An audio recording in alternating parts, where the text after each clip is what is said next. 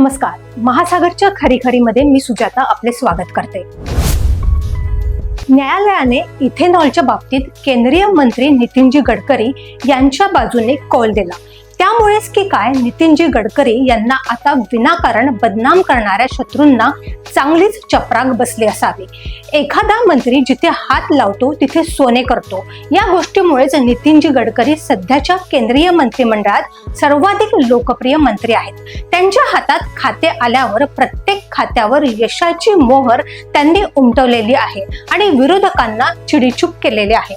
या ठिकाणी एक गोष्ट अत्यंत स्पष्टपणे नमूद करणे गरजेचे आहे, ते म्हणजे इथेनॉलच्या बाबतीत जो निर्णय घेतला गेला तो नितीनजी गडकरी यांचा नव्हता, तर त्यावेळच्या पेट्रोलियम आणि प्राकृतिक वायू मंत्रालयाचा होता. पेट्रोलमध्ये इथेनॉलचा वापर करण्याचे लक्ष्य 2030 सालामधले होते, मात्र हे लक्ष्य 2025 सालीच पूर्ण करण्यात आले. नितीन गडकरी यांच्या पुत्राची एक कंपनी आहे. ती कंपनी इथेनॉलचा व्यवसाय करते. खरं तर संपूर्ण देशभरात अशा जवळपास 200 कंपन्या आहेत. त्या सर्वच कंपन्यांनी चांगलाच नफा काढलेला आहे आणि वाढवलेला आहे. पण केवळ गडकरी पुत्रावर हल्ले करून विनाकारणच गडकरींना बदनाम करायचे होते की काय अशी शंका येते. नितीनजी 2013 सालामध्ये भारतीय जनता पक्षाचे अध्यक्ष असताना त्यांच्या विरुद्ध असेच बालंट आणले गेले. त्यावेळी अध्यक्ष असलेल्या गडकरी यांना पुन्हा अध्यक्ष करण्यात आले नाही आणि त्यांना विनाकारण मनस्ताप सोसावा लागला. आता ही नेमके तेच होत आहे. म्हणजेच काही चांगले होण्याच्या वेळी त्यांच्या बदनामीची प्रचंड मोठी मोहीम चालू करण्यात आली होती. आता ही त्याच पद्धतीने चालू होत आहे. या मंडळींनी इथेनॉलमुळे गाडीची ॲव्हरेज बरोबर मिळत नाही असा जावई शोध लावला होता. तोही खोटा निघाला. आता देशात अनेक लोकप्रिय आणि अप्रिय प्रकारच्या घटना घडत असून राजकीय वातावरण बेभरवशाचे झालेले आहे. या परिस्थितीतही गडकरी सर्व देशामध्ये लोकप्रिय आहेत.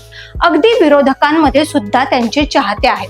इतर कोणाबद्दल काय बोलले जाते हे सांगण्याची गरज नाही, पण गडकरींच्या कामाबद्दल आणि त्यांच्या नवनवीन कल्पनांबद्दल तसेच शेती आणि शेतकरी यांच्यासाठीच्या त्यांच्या मनातल्या कळवळ्याबद्दल कुणालाही शंका नाही. सरकारी पैसा खर्च न करता प्रचंड मोठ्या प्रमाणात महामार्गाची निर्मिती केल्यानंतर गाड्यांचे जे इंधन वाचते त्यापेक्षा कितीतरी कमी टोल आकारणे त्यामध्ये गाडीधारकांचा नफा आहे की तोटा आहे याचा विचार ज्यांचा त्यांनीच करायला पाहिजे.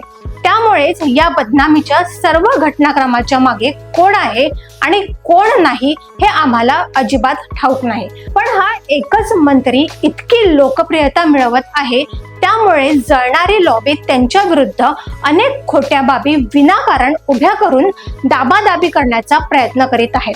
हे जवळपास सर्वांना समजू लागले आहे. गडकरी बहादर आहेत आणि दिलदारही आहेत. असे अनेक बाण निष्प्रभ करण्याचे कसब आणि सामर्थ्य त्यांच्यामध्ये आहे.